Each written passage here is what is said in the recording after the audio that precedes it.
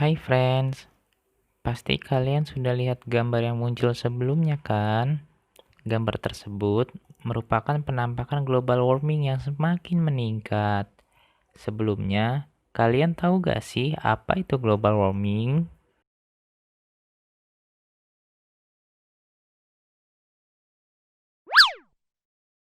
Global warming itu sendiri adalah kondisi peningkatan suhu rata-rata pada permukaan bumi.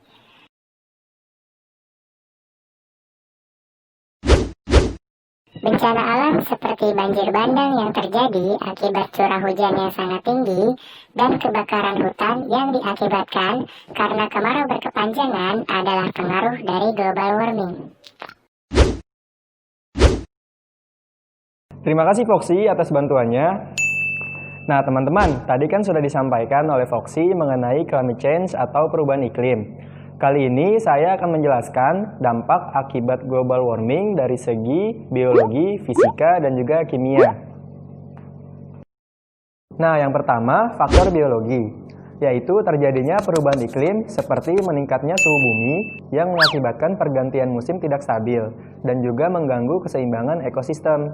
Penyebab terjadinya perubahan iklim itu sendiri adalah 1. Menggunakan kendaraan berbahan bakar bensin. Bensin mengandung banyak polusi kimia termasuk CO2. 2. Penumpukan sampah. Karena tempat pembuangan sampah merupakan lokasi pembusukan sampah yang mengandung banyak gas metan. Yang ketiga, penggunaan alat elektronik yang menghasilkan klorofluorokarbon atau CFC seperti kulkas atau AC. Karena gas CFC dapat menciptakan kondisi buruk efek rumah kaca 10.000 kali lebih buruk daripada CO2. Lalu faktor yang kedua adalah dari segi kimia, yang berasal dari hasil pembakaran bahan bakar fosil dan juga gas metana yang berasal dari peternakan. Itulah mengapa terdapat lebih banyak karbon dioksida atau CO2 dan menyebabkan kualitas udara semakin buruk. Dan yang terakhir adalah faktor fisika.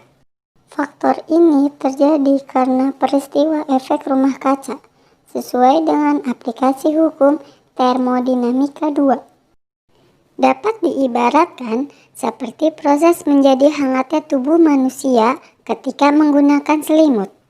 Manusia sebagai bumi dan selimut sebagai gas yang berada di atmosfer bumi. Di saat permukaan kulit kita terasa dingin, kita akan menggunakan selimut.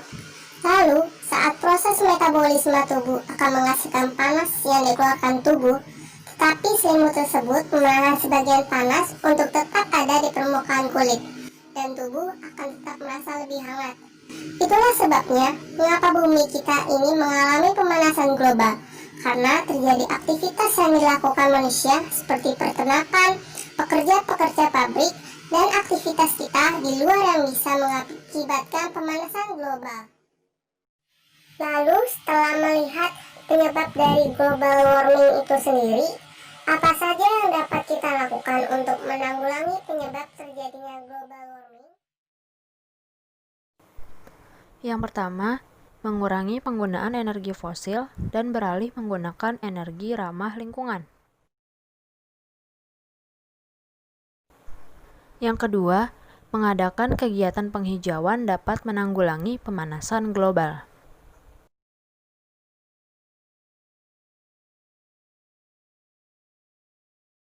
Yang ketiga, menghemat penggunaan listrik, karena listrik merupakan salah satu sumber panas, yang berarti menyumbang peningkatan suhu bumi. Kita dapat mengurangi penggunaan listrik pada siang hari.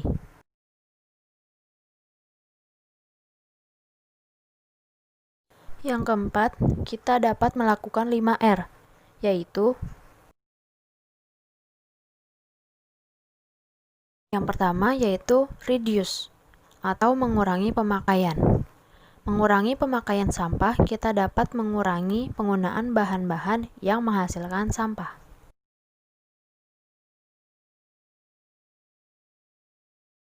Yang kedua, reuse atau menggunakan kembali.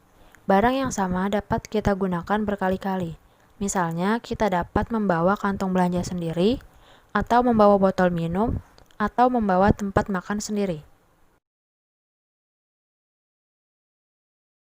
Yang ketiga, recycle atau mengolah kembali. Barang-barang yang tidak berguna dapat berguna setelah diolah kembali. Misalnya, sampah organik dapat diolah menjadi kompos.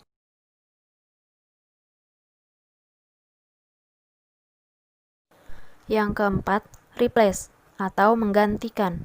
Mengganti barang dengan yang lebih ramah lingkungan, misalnya mengganti lampu di rumah dengan lampu yang hemat energi.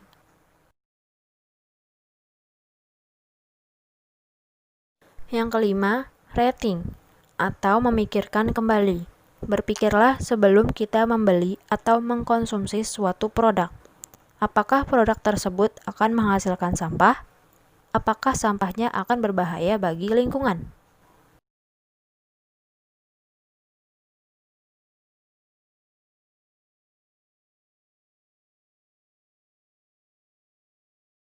Itulah merupakan penjelasan dari peristiwa dan cara menanggulangi global warming. Terima kasih atas perhatiannya. Sampai jumpa.